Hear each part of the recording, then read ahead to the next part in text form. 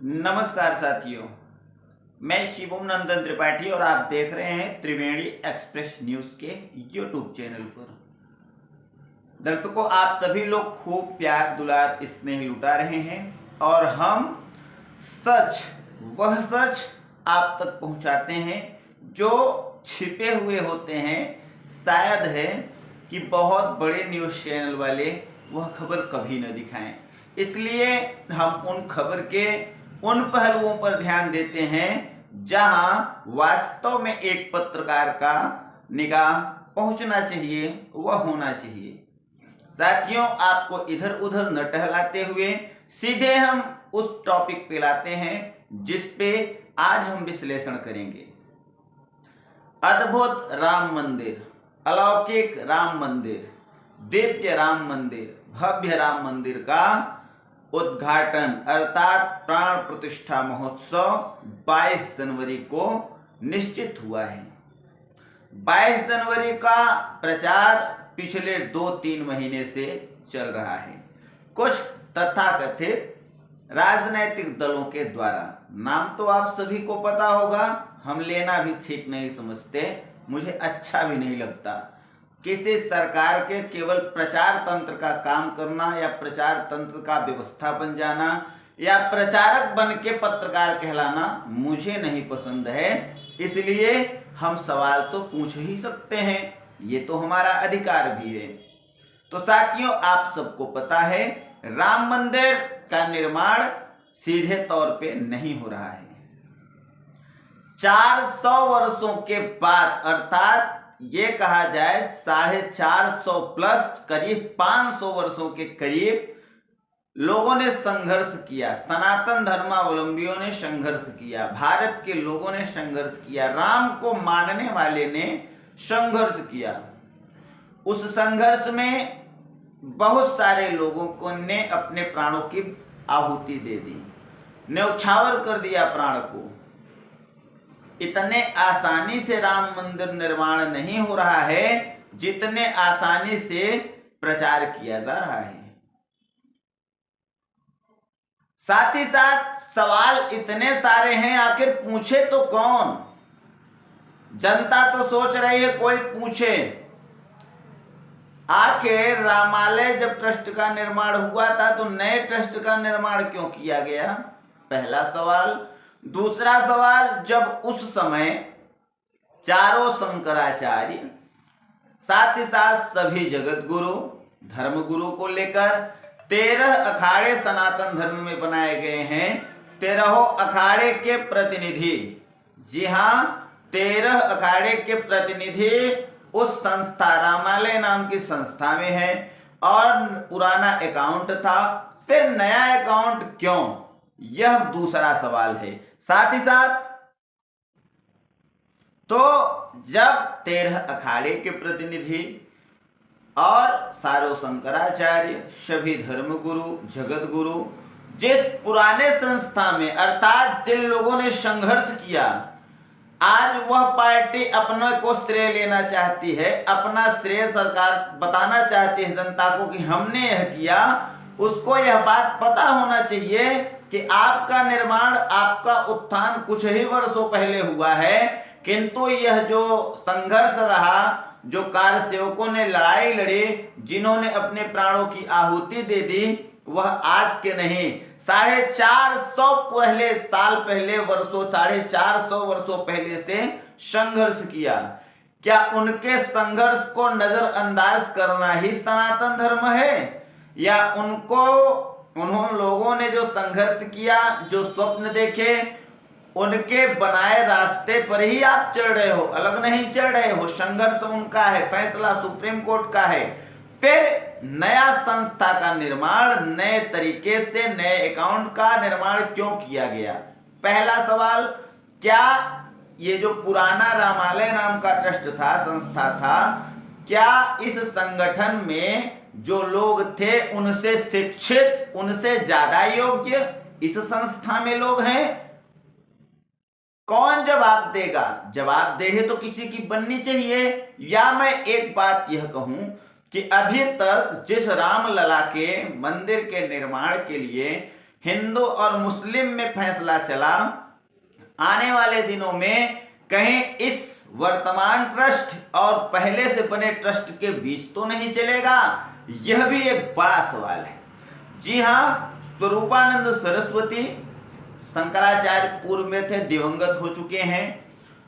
उनके शिष्य शंकराचार्य स्वामी अभिमुक्तेश्वरानंद ने और साथ ही साथ निश्चलानंद सरस्वती के वक्तव्य को सुने, कुछ और सनातन धर्मावलंबियों की सुने, जो वरिष्ठ लोग हैं, वरिष्ठ जन हैं, वयोवृद्ध जन हैं, उनकी माने और अपने सूत्रों की माने। तो यही बात निकल के आ रही है कि केवल और केवल तानाशाही तरीके से वहां पर धार्मिक व्यापार करने का प्लान कर लिया गया है। साथियों, ये मैं नहीं कह रहा हूं, यह देख के, बातों को सुनकर और भविष्य को देखकर इसका आंकड़ा लगाया जा सकता है। साथ ही साथ सवाल तो यह भी उठा, आखिर इतनी जल्दी राम मंदिर निर्माण क्यों?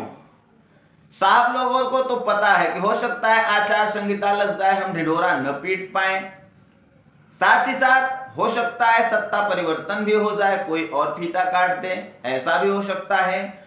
तो ये सारी जो प्रक्रिया है साथियों, आप लोगों को यह खबर दिखाने का, बताने का हमारा एक उद्देश्य है। राम किसी एक के नहीं हैं, राम सबके हैं। सभी सनातन धर्म के मानने वाले भी राम भक्त कहलाएंगे। हम तो देखिए, चंदन भी आज हमारे माथे पे रामानंदी लगा है, तो हम तो अनन्य राम भक्त हैं। कुछ लोग यह कह सकते हैं कि ये इनका काम है प्रश्न चिन्ह लगाना, ये रामद्रोही हैं। नहीं साथियों, मैं जय परशुराम बोलता हूं, परशुराम भक्त भी हूं, होना भी चाहिए, ब्राह्मण समाज से हूं। और जय श्री राम इसलिए बोलता हूं कि पर ब्रह्म पूर्ण ब्रह्म परमात्मा, मैं राम जी के बारे में जानता हूं। रामो राजमढ़ि सदा विजेते, रामं प्रवेशम भजे, रामेणाभिहिता निशाचर चिरुम रामाय तस्मै नमः। मुझे नहीं बताना पड़ेगा लोगों को कि राम कौन थे, लेकिन किंतु मैं उन लोगों से एक सवाल तो कर ही सकता हूं, एक पत्रकार होने के नाते। क्या राम मंदिर निर्माण का ठेका आपने ले रखा है? राम मंदिर की प्रतिष्ठा कौन करेगा, इसका ठेका आपने रखा है? अरे कैसे मान ले भैया, पुराने संस्था थे, क्या उसको भंग कर देंगे आप? वो बेकार हो जाएगी। पहले जो धन लोगों ने दिया, उस धन का क्या होगा? जिन लोगों ने लड़ाई लड़ी, जिन्होंने कोर्ट में गवाही दी, जिनके चप्पल घिस गए कोर्ट में जाते जाते, जिन्होंने लाठियां खाई पुलिस की, जिन्होंने गोलियां खाई जिनके परिजनों ने, ऐसे लोगों का जो संघर्ष है, क्या उसको जनता भूल गई या आप भूल गए? यह एक बड़ा सवाल है। साहब लोगों से बात करिए, वर्तमान सरकार के कुछ बड़े बड़े नेताओं से, तो उनको 2-3 बात समझ में आती है। देश खतरे में है, हिंदू खतरे में है, ये बात स्पष्ट रूप से वो कह देंगे। राम मंदिर हमने बनाया है, एहसान भी लाद देंगे। एक बार भी यह नहीं कहेंगे कि यहाँ पे एडवोकेट के पाराशरन जैसे लोग पूरी उम्र बिता दिए और वकील बने हुए रामानंदित तिलक लगाकर तर्क पे तर्क, तर्क पे तर्क, तर्क पे तर्क देकर राम जी को न्याय दिलाया। ऐसे के पाराशरन का नाम आज तक नहीं सुनाई दिया। जता कदा कोई अच्छा पत्रकार है तो उनका नाम ले लेता है। कहीं ऐसा न हो कि साहब, इकलौते साहब, कैमरा तो पता है किनके आगे पीछे टहलेगा। आजकल पत्रकार लोग विपक्ष के कुछ नेताओं से जाकर पूछ रहे हैं कि राम माइक लगा देंगे मुंह पे। राम मंदिर निर्माण जो हो रहा है, आपको निमंत्रण मिला है, आप जाएंगे कि नहीं, यही सवाल वो पूछते हैं। अरे उन महामूर्ख पत्रकारों से मैं पूछना चाहता हूं, भैया क्या आपने ठेका ले रखा है? वो राम दर्शन करेंगे कि नहीं करेंगे? अरे राम का दर्शन आप करो भैया। अभी तो जिनका दर्शन जो कर रहे हैं उनके पीछे कैमरा चलेगा। क्या अगर साहब पहुंच जाएंगे तो कैमरा उनके पीछे भी ठहरेगा? नहीं ठहरेगा। तो राम सभी के हैं। राम का दर्शन अभी नहीं तो आगे फिर करेंगे, कुछ दिन बाद करेंगे। पहले आप लोग कर लीजिए, आप लोगों को तसल्ली हो जाए, आप लोग संतुष्ट हो जाए दर्शन करके, आप लोग विश्वगुरु का संपूर्ण सुख उपलब्ध हो जाए, उसके बाद हम लोग प्राप्त कर लेंगे।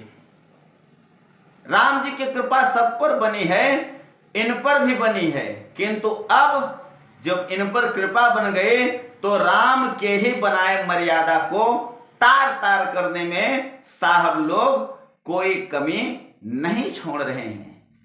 साथियों, कितनी बात बताएं, अभी तो राम मंदिर के घोटाले की भी जानकारी आगे आएगी। थोड़ा धैर्य रखिए, इस सच्चाई का भी पता अवश्य चलेगा। ये मैं नहीं कह रहा हूं, यह ऐसी स्थिति बन रही है, आगे हम ही आपको खबरों में दिखाएंगे कि ये देखिए साहब, जो हमने कहा वही हो गया। आपको नहीं लगता है धर्म का व्यापार शुरू किया गया है, वहां भी वीआईपी दर्शन के पैसे देने पड़ेंगे। जैसे विश्वनाथ कॉरिडोर के दर्शन के लिए, वीआईपी दर्शन के लिए आपको धन व्यय करना होता है, इसी प्रकार आप लोगों को आपके साथ धनुगाही होगा, आपके धन को व्यर्थ किया जाएगा। साथियों, मिलते हैं हम अगले समाचार में और बहुत बड़ी खुलासा उस खबर में करेंगे। आप लोग अंत तक पूरा वीडियो देखे हैं, इसके लिए धन्यवाद। चैनल को सब्सक्राइब नहीं किए तो तुरंत सब्सक्राइब कर दो भैया। हम आप लोगों के लिए ही संघर्ष करते हैं, सच को दिखाना ही हमारा काम है। नमस्कार।